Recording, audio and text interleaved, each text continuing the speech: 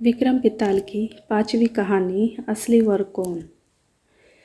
कई बार बेताल को अपने साथ ले जाने की असफल कोशिश के बावजूद राजा विक्रमादित्य ने हार नहीं मानी थी। इसलिए राजा विक्रमादित्य फिर से पेड़ के पास पहुँचे और बेताल को अपनी पीठ पर लटकाकर ले जाने लगे। अपनी शर्त के अनुसार बेताल ने फिर से राजा विक्रम को एक कहानी सुनानी शुरू की। इस बार की कहानी है असली वर कौन।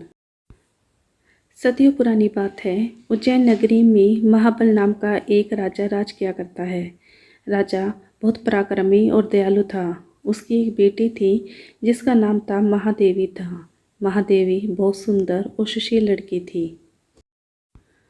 जब वह विवाह योग्य हुई तो राजा महाबल ने उसके लिए योग्य वर की तलाश शुरू कर दी।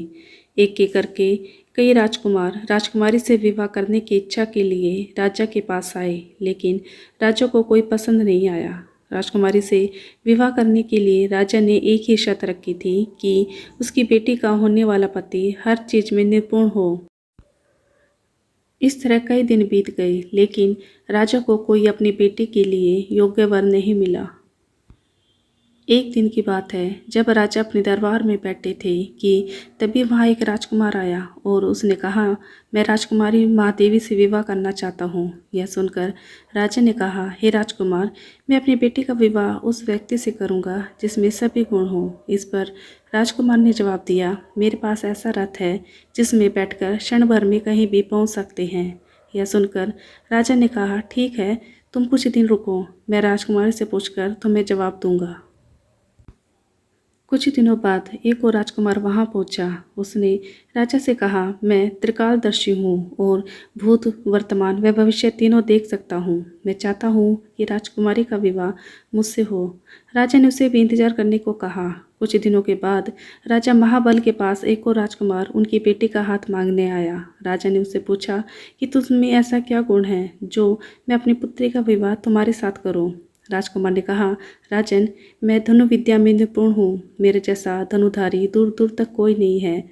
राजा ने उससे कहा, बहुत खूब राजकुमार, आप कुछ दिन प्रतीक्षा करें, मैं अपनी बेटी से बात करके आपको जवाब दूंगा।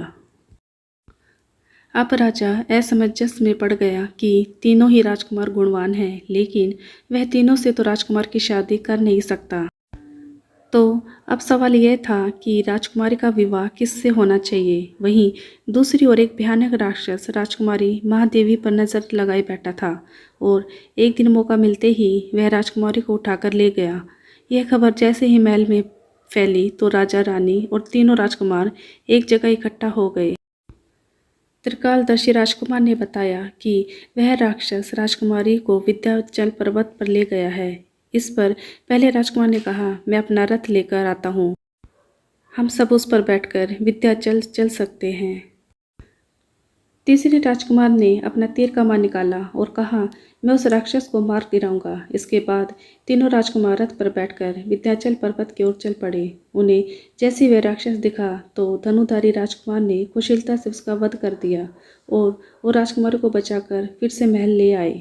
इस कहानी को सुनाने के बाद बेताल ने राजा विक्रम से कहा, राजन, राजकुमारी को बचाने में तीनों राजकुमारों का योगदान था, तो अब तुम मुझे बताओ कि राजकुमारी का विवाह किससे होना चाहिए। राजन, मैंने सुना है कि तू हमेशा न्याय करता है, जल्दी उत्तर दे, वरना तेरे सिर के टुकड़े टुकड़े कर दूंगा। इस पर राजा विक्रमादित्य ने उत्तर दिया कि राजकुमारी का विवाह धनुधारी राजकुमार से होना चाहिए, क्योंकि उसने राक्षस से लड़ाई करके राजकुमारी को बचाया और बाकी दोनों राजकुमारों ने केवल उसकी मदद की। बस फिर क्या था, जैसे ही राजा बोला, बेताल उसकी पीठ से उठकर फिर से पेड़ पर जा लटका।